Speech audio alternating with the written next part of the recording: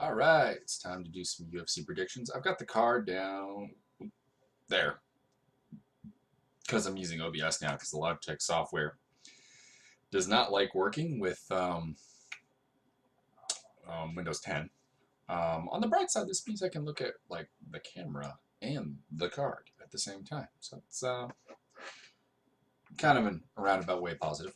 So this is the Christina, I guess, Cyborg, Justino versus Lena Lansberg card. I'm not I'm not happy about this card in the sense that it feels like it's the UFC looking for reasons not to take Cyborg seriously as a fighter because you're putting a honestly, very weak card under her. It's a pretty strong, like, preliminary card, but the main card is very weak.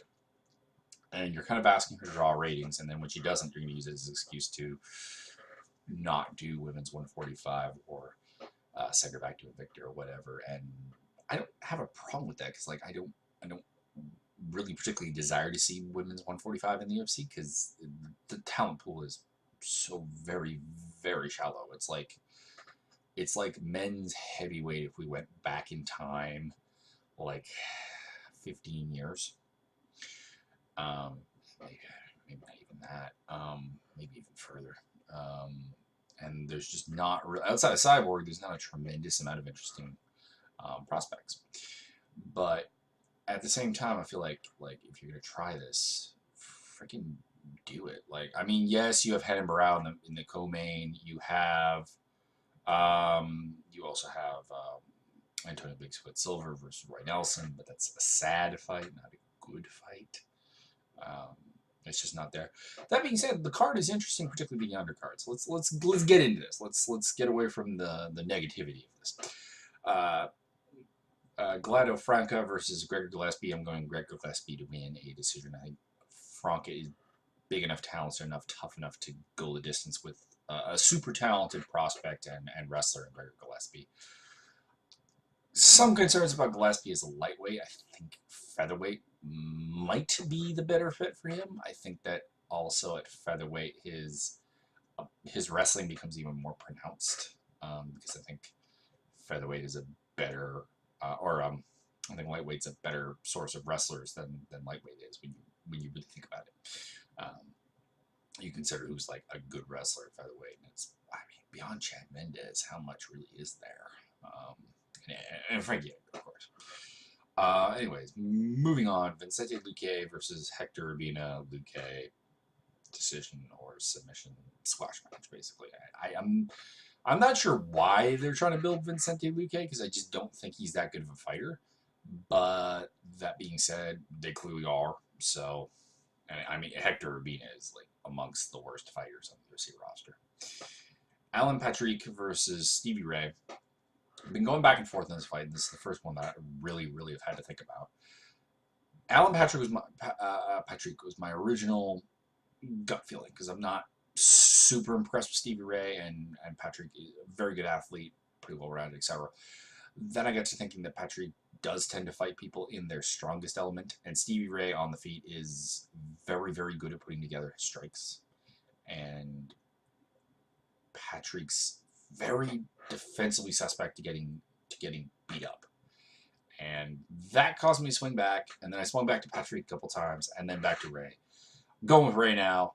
By the fight, it may be different, but I'm going with Ray by TKO to get really what would easily be the biggest win of his career. Also, his tendency to lose to submissions is not really Patrick's wheelhouse, so there is that. Eric Silva versus Luan Chagas. I've been going back and forth on this one too, and basically the question comes down to how faded is Eric Silva? Because Eric Silva back in his prime was an explosive, aggressive, dangerous fighter for maybe a round and a half. And now he's starting to lose that because one, his chin's not really there anymore. I mean, and also defensively he's very lacking. And also his like speed and athleticism starting to fade as he's getting a little bit older. I'm not a huge fan of Luan Chagas, but he is a decent prospect, very athletic. Really has to put his game together. But then I think to myself, Nordine Taleb just Eric Silva. I'm going to go with Chagas for the second round TKO. But that's more of a testament to how far Eric Silva has fallen than particularly my thoughts on how high Luan Chagas can go. Dustin Ortiz versus Hussein Formiga. I'm going with Formiga. Had this fight happened before the Wilson Hayes fight that Dustin Ortiz lost, I would have probably gone with Dustin Ortiz, thinking that his volume boxing wrestling game would be enough to handle this. But he's facing a guy that's very difficult to take down, very sneakily good on the feet with sneaky power. Also a fantastic grappler if it does go to the ground. Normally I like a fighter like Ortiz, but at this point I don't have a tremendously large amount of faith in him. That being, I mean, he's still a ranked flyweight and everything, but I'm going to go with Hussein Formiga to win a decision here. Moving on to Hanayaya versus Michinori Tanaka. Tanaka, when he is able to focus on one element of his game, is pretty sharp, be that his boxing element or his wrestling element. And in this fight, he's going to be able to focus on just stopping takedowns, because that's what Hanayaya does. He's relentlessly dogged, super tough and everything, but his stand-up is just bad. This is not the kind of fight that I would take Yaya to win, which is a bit weird because they're bringing Tanaka in from Japan to a Brazilian card to theoretically beat a Brazilian. Just a bit of weird matchmaking. And mind you, I mean, we saw that with Yaya versus Matthew Lopez, which was another fight that, like, they seem to be trying to build Matthew Lopez and gave him the completely wrong fighter.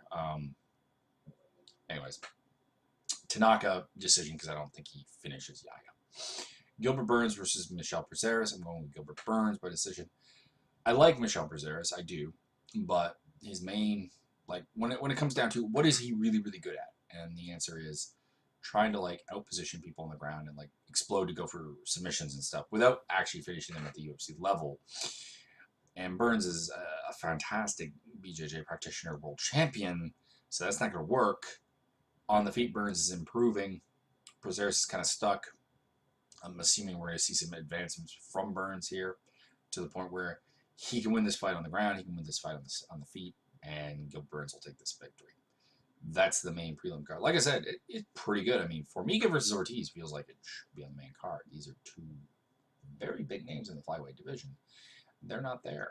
I get Burns and Prazeres being down there. That's kind of your big main event cachet fight. Although, personally, I would have just gone with, like, Eric Silva versus Chagas for that and move those two up to the main card, because we're about to see where the main card is pretty weak. And it opens up with Godofredo Pepe versus Mike De La Torre.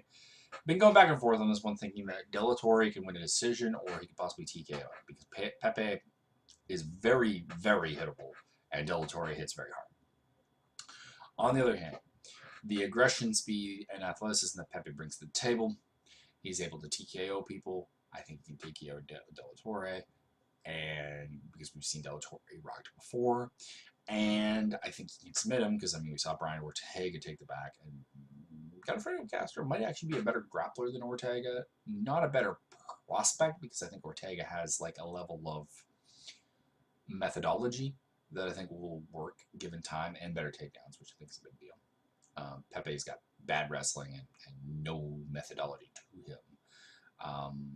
But at the end of the day, I'm going to go with Pepe to pick up a submission at some point. I think he hurts De La Torre and at some point grabs a hold of either an arm or some kind of choke and picks up the win that way. But I can see this fight going either way very easily.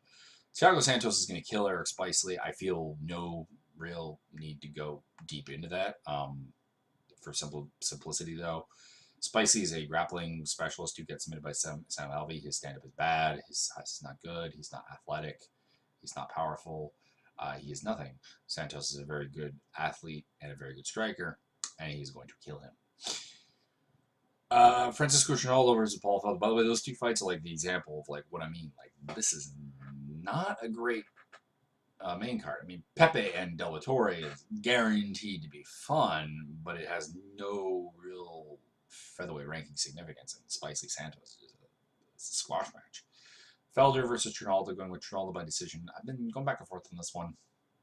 I'm always very mixed on Paul Felder. I mean, he's capable of moments of brilliance, but he doesn't seem to have a great deal of depth to his game. And Trinaldo has really been getting a very deep game. I mean, his stand-up is really coming along. Now, granted, if he cannot at any point get Felder to the ground, I think he will lose this fight.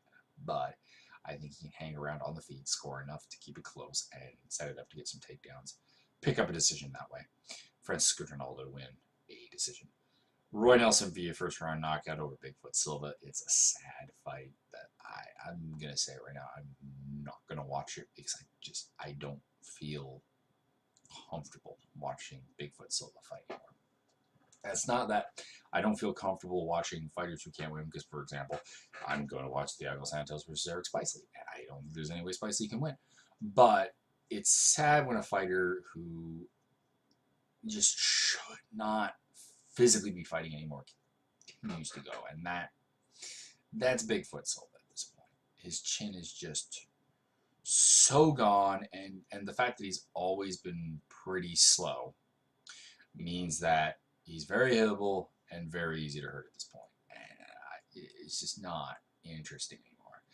Renan Barão, I'm going to be generous and say Felipe Nover makes it the distance, but Nover, despite the next Anderson Silva hype that he at one point had, even with Burrell looking unimpressive against Jeremy Stephens in a lot of ways and unimpressive against Mitch Chandler, and of course losing to TJ Dillashaw, he's still just too much. I think he's too technical, too fast for Nover, who's just, there's always something to me that seems to mentally not connect with Felipe Nover in fighting. There you go. And then in the main event, Lena Lansberg is more of a threat than people are giving her credit for, but she's not a threat. She is actually a pretty decent Thai fighter, pretty good in the clinch, okay at range. It's just, she's not a bad addition to 135, but she's going to be the smaller girl in this fight. And Cyborg is a super aggressive, just pain train, who just physically dominates her opponents more often than not. And that's what I see happening here. So Cyborg, I'll say second round TKO. There's always concerns about her weight cut and so on, and what's going to happen. She's just a very weird fighter. There's a whole article about her talking about birth control pills causing her to carry water. It's just a little bit odd. And the whole Cyborg thing is something I could dedicate a video to it, just on how dumb I'm finding certain points of view of it to be. Like, there are people who still demand she needs to go down to 135, but where is the interest in that fight? We are concerned about her ability to make 140 and fight beyond like 3 minutes.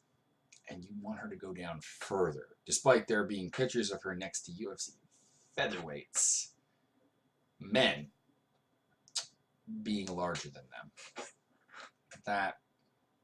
That to me, that says it all. The interest, if you want to see like a Rousey or Holm fighter, is for them to go up, not for her to go down. And that's always the case. For example, back in the day when we were talking about Anderson Silva versus GSP, the idea was always GSP going up, not Anderson going down.